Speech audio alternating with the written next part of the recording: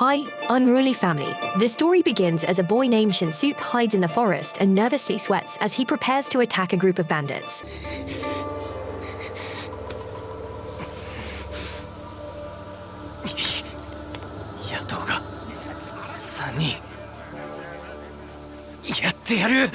He is terrified out of his mind, so he tells himself that he's got this, but he still shakes uncontrollably as he grabs his sword. He is just about to dive in, but gets shocked when the bandits are encountered by a pair of strangers.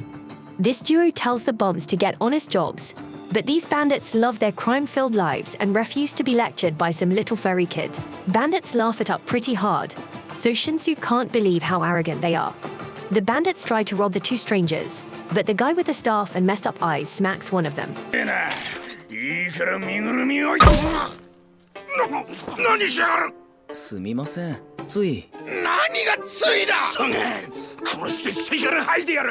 The bandits decide to just rob them after they take their lives, but the staff kid gives them a little gift. This gift actually turns out to be some kind of earth magic.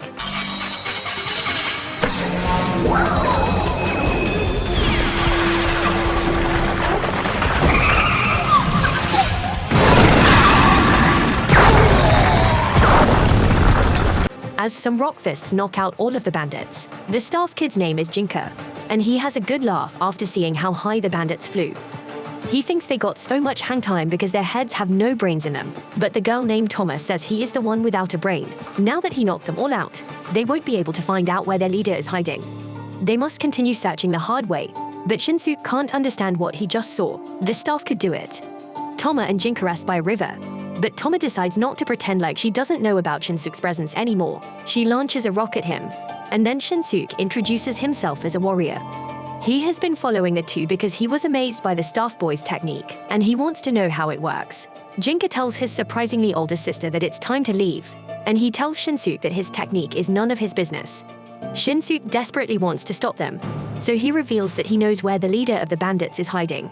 All he asks for in return for telling them is that they tell him a little bit about themselves. Jinka reveals that he is a sage, and Tama explains that she is a fox demon. The technique Jinka used was talisman sorcery combined with demon power. Shinsuke doesn't believe a single word since they just look like children, but Tama threatens him with a snake and tells him to keep his end of the bargain. Shinsuke then takes them to the leader, whom he reveals is extremely powerful. No one has ever seen him without his helmet on, and rumors say that he has horns underneath.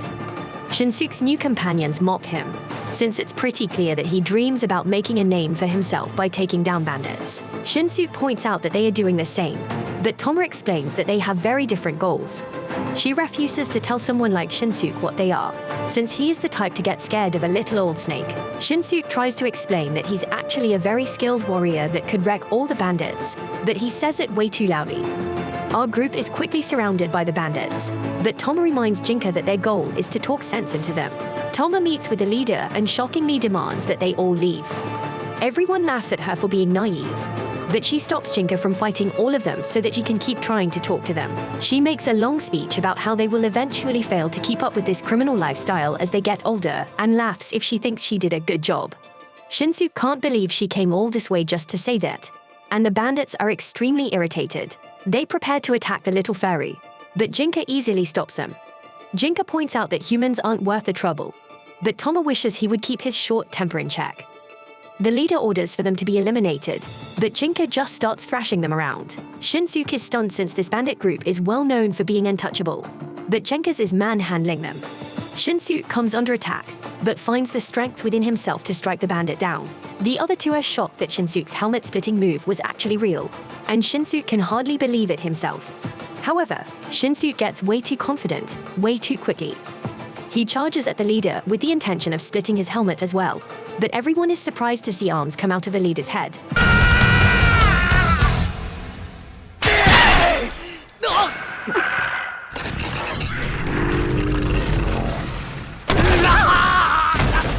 Some little monsters scold Shinsuke for forcing him to reveal himself, and all the bandits can't believe what they are seeing. This thing is referred to as a katawara, an otherworldly creature. Jinka reveals that it must be strong since it managed to stay hidden for so long, but he thinks they might be able to beat it if he uses spirit transformation. This monster then furiously attacks the group and vows to end their lives. Tama then surprisingly bites herself, and Jinka helps himself to some of her blood. The area around them begins to glow as Tama's hair color changes and energy bursts from Jinka's body. He has seriously powered up. So Tama explains that spirit transformation is a technique where someone harmonizes with a demon and they partially transform into one. Once Jinka gets his demon body, he is invincible. This invincibility is quickly put to the test by the bandits, but they are no match for him. The monster decides that it will take matters into his own hands by eating Jinka's eyes. And Shinsuke wonders if Jinka's really planning to fight just by using a staff. Tama tells him to just watch, and Jinka easily dodges the monster's fists. Jinka quickly closes the gap, but the monster blocks his attack and prepares the counter with its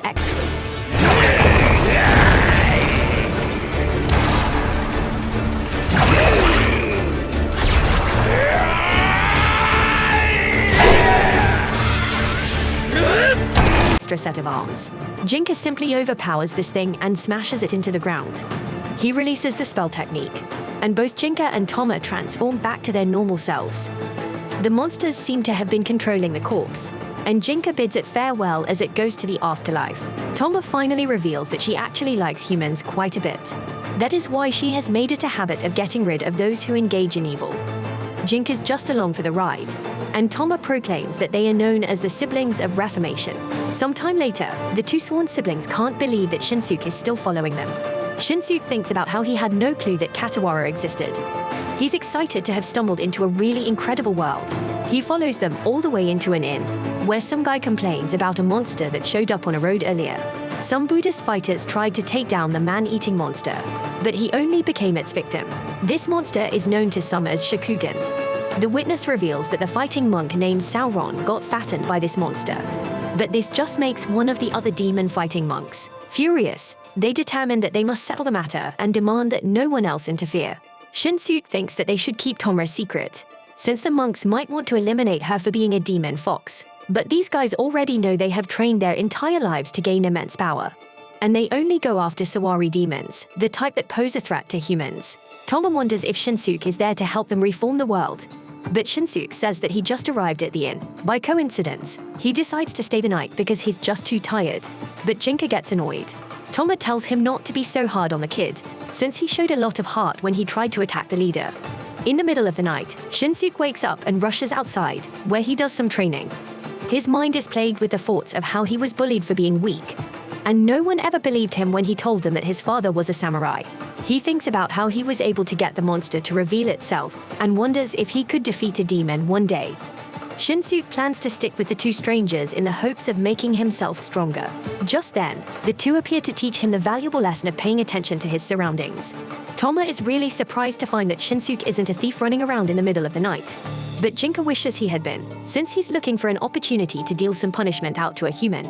It soon becomes time for Tama to return to sleep, so Shinsuke wonders if these two are really that powerful. The next morning, Shinsuke wakes up to find that everyone has already left. He rushes after them in the hopes of seeing another amazing fight, but finds that Jinka seems to be in an argument with the fighter monks. The monks want Jinka to step aside and leave earthly affairs to those who live in the world of men. Jinka couldn't care less about the affairs of men, but they intend to harm a demon, so he needs them to have a good reason. They point out that it killed a human, but Jinka explains that humans do that to other humans all the time. Using their logic, it would mean that humans are the evil ones. Jinka suggests that they kill one another, but Tama silences him. She wants to know why the demon is attacking humans, but the monks reveal that the main temple has instructed them not to speak of it. Shinsuke can't believe that Jinka hates humans so much when his sister is trying to save them, but he's even more stunned when the demon appears behind him. It's surprisingly able to talk, and one of the monks kicks Shinsuke to safety. Jinka is clearly annoyed to see him there, and they watch as the monks use their power to tie up the demon. Jinka's relieved when he sees this, but it's because with the monk's level of spiritual power, the demon will win easily. Tama demands that Jinka help them, so he rushes in. Jinka uses his staff to hit it a bit, but the monks fear that he will die.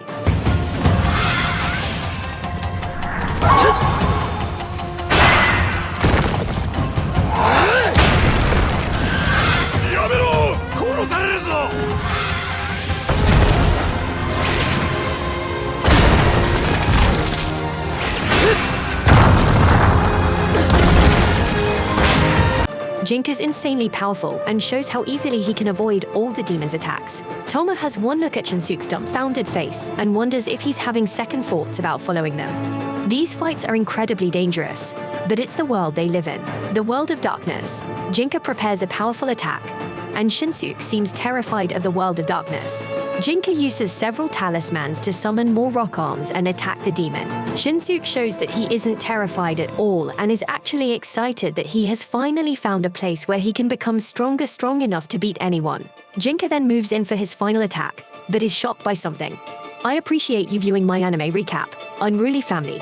Please let me know what you think about Sengoku Yuko by liking, sharing, subscribing, and leaving a comment.